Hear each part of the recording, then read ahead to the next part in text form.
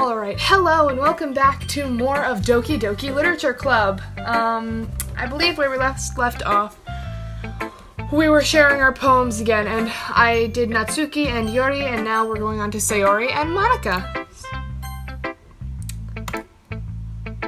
Ooh, I like this one. It has some nice feelings in it. I'm glad. Does that mean it's better than yesterday's? Let me think. I don't know. I guess I like them both. That's not very helpful, you know.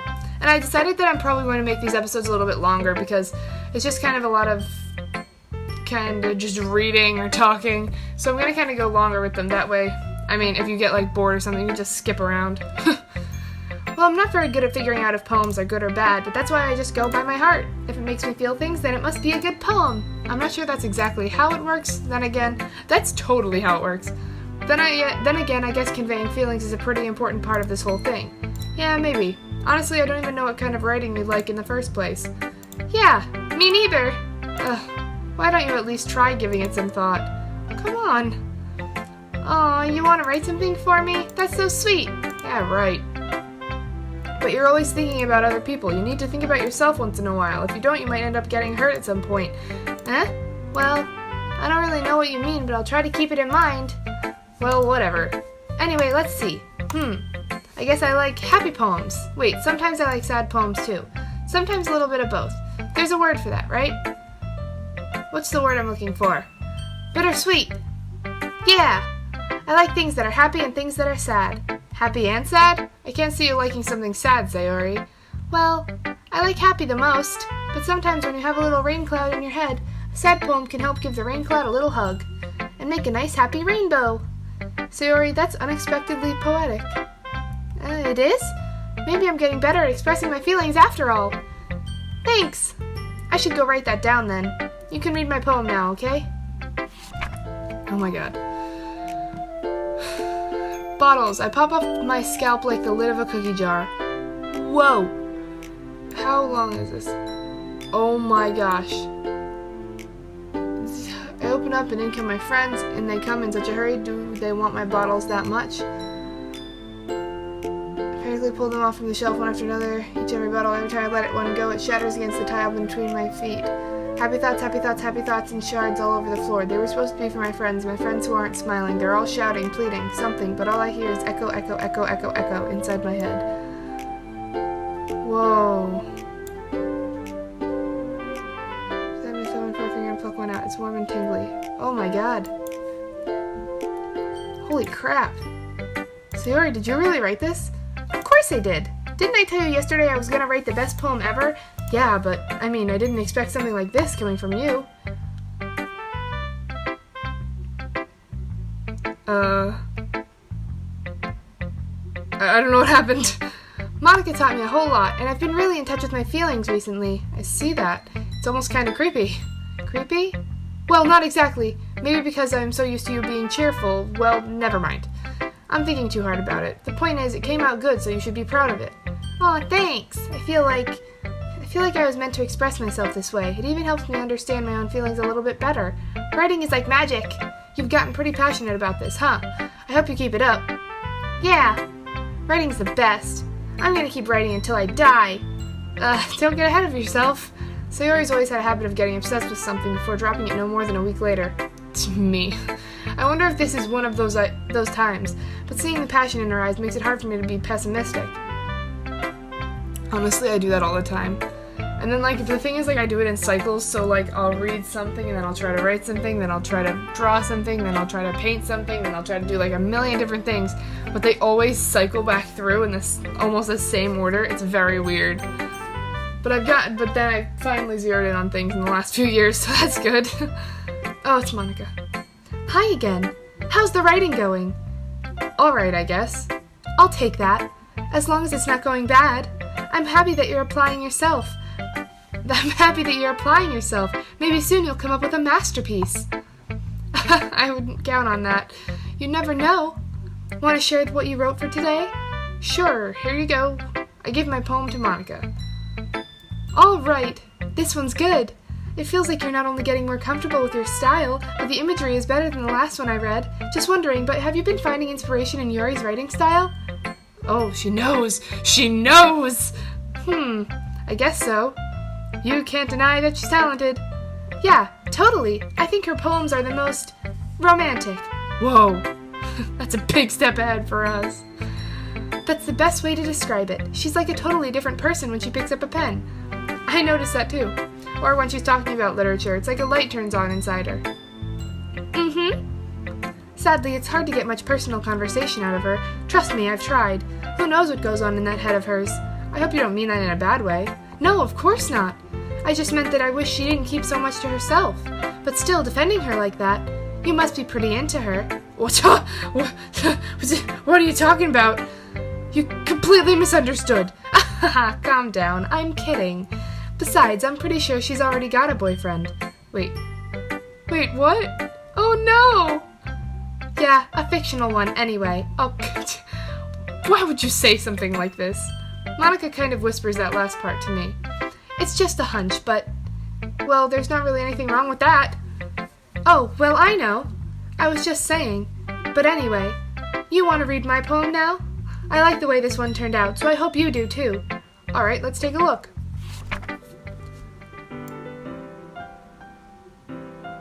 Whoa. Save me, the colors, they won't stop. Bright, beautiful colors, flashing, expanding, piercing, red, green, blue, an endless cacophony of meaningless noise. The noise, it won't stop, violent, grating waveforms, squeaking, screeching, piercing, sine, cosine, tangent, like playing a chalkboard on a turntable, like playing a vinyl on a pizza crust. An endless poem of meaningless... Load me.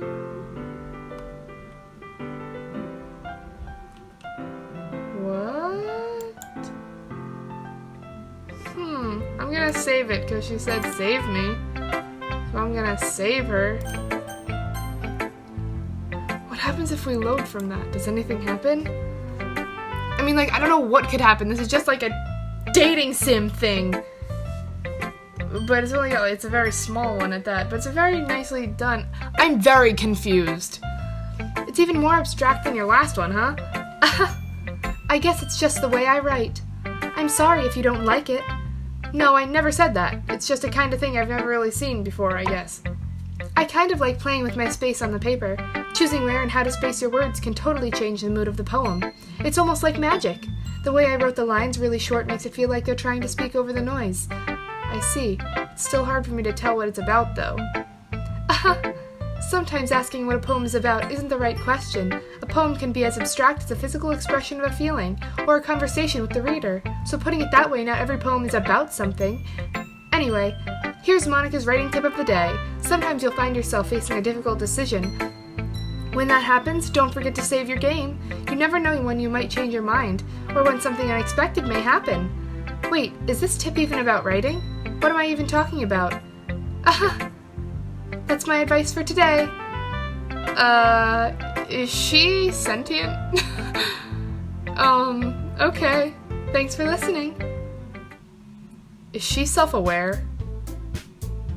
Okay, everyone. We're all done reading each other's poems, right? I have something extra planned today, so if everyone could come sit at the front of the room. Is this about the festival? Well, sort of. Do we really have to do something for a festival? It's not like we can put together anything good in just a few days. We'll just end up embarrassing ourselves instead of getting any new members. That's a concern of mine as well. I don't really do well with last-minute preparations. Don't worry so much. We're going to keep it simple, okay? We won't need much more than a few decorations. Sayori has been working on posters and I've designed some pamphlets so we can give out during the event.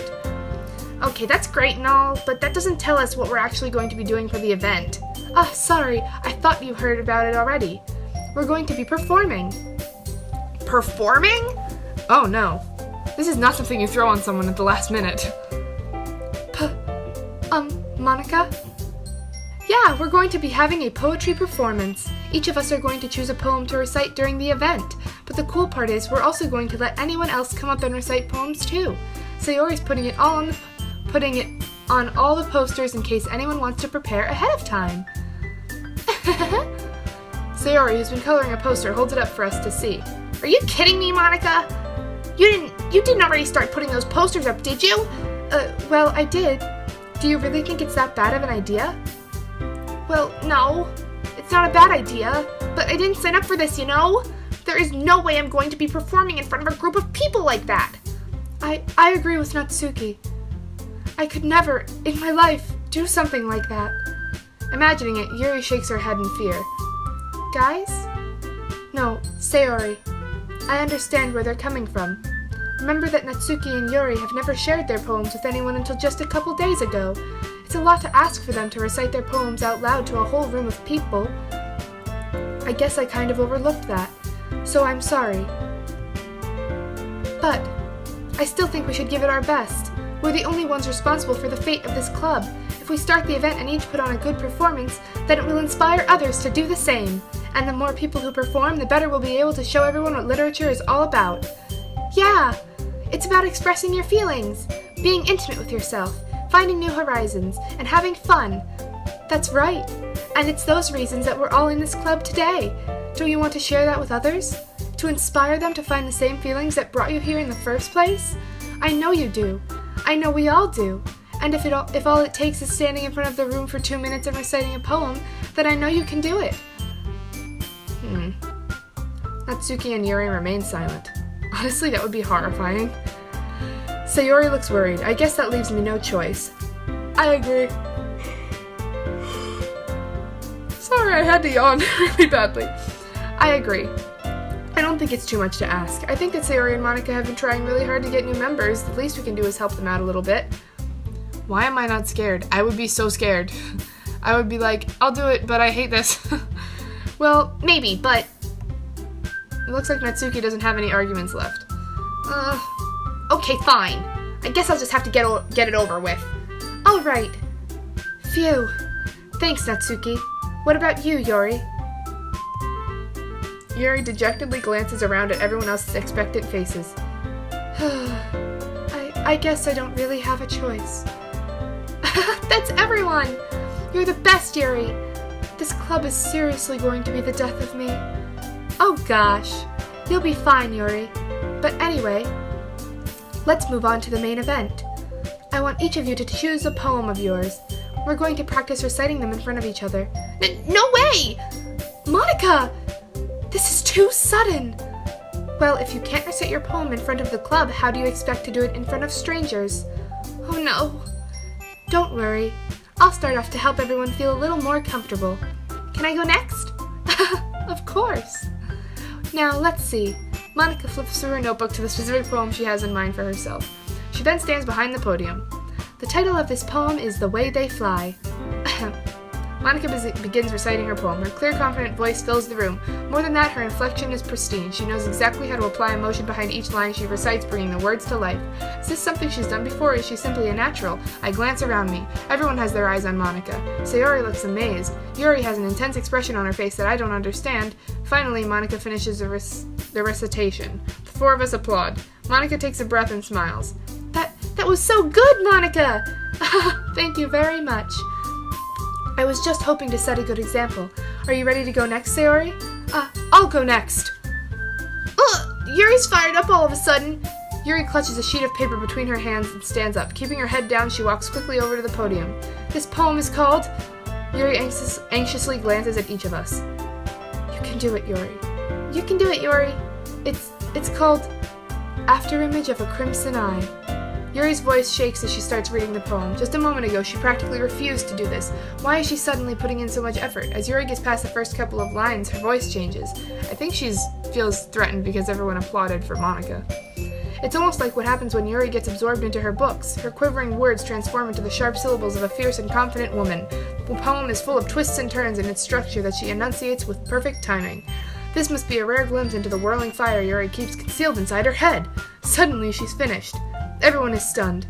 Yuri snaps back into reality and glances around her as if she bewildered even herself.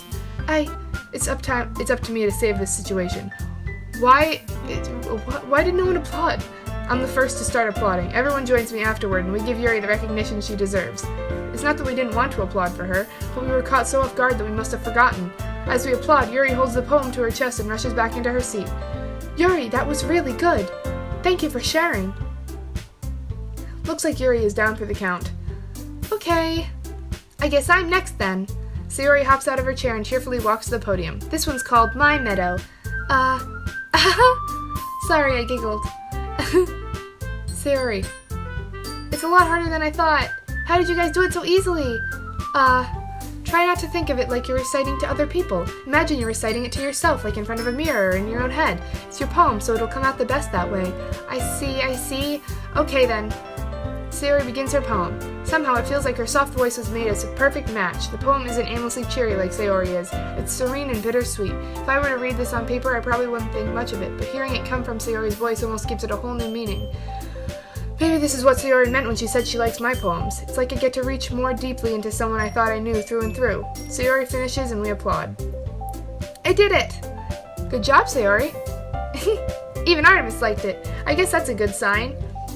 What does that even mean? It came out nicely, Sayori. The atmosphere of the poem fits you really nicely, but it might be that other poems wouldn't work quite as well with that kind of delivery. I don't really understand. In other words, I've seen poems of yours where that sort of gentle delivery wouldn't work as well. They might need a little more force behind them, depending on what you're reading. Oh, I know what you mean. I've been practicing that kind of thing. It's just embarrassing to do in front of everyone. Then next time I'm going to make you pick a poem that challenges you a little more. We don't have much time before the festival, you know. Okay, now who's next? Natsuki? Don't make me go before Artemis. It's not like I can compare to you guys anyway. Might as well let Artemis lower everyone's standards a little before I have to do it. Natsuki? It's fine. I might as well get it over with. But it's not like I have much of a selection of what to read. I'll just have to go with what I wrote for today. I stand up and step in front of the podium. Everyone has their eyes on me, making me feel terribly awkward. I recite my poem. Since I'm not exactly confident in my own writing, it's hard to put energy into it. God, I am butchering this because I am just not reading it right. Despite that, once I finish, I receive applause anyway. Sorry, I'm not really as good as everyone else. Don't worry about it so much. I think it's less about your abilities and more about your lack of confidence in your writing. That's something that'll improve over time, though. Yeah, maybe. Alright then. That just leaves you, Natsuki. And we're gonna hear Natsuki's in the next episode because I've been going for longer than I thought. But yeah, no, I'm excited to see how Natsuki reads her poem, I guess. I have no idea where this is going, but as you know, we're in a literature club, so maybe we'll read something interesting. Anyway, that's gonna be it for this episode. This game, it's something. If you're enjoying this, please leave a like, comment, or even subscribe if you feel like it. This has been a blast. Thank you so much for watching, and I will see you next time. Bye!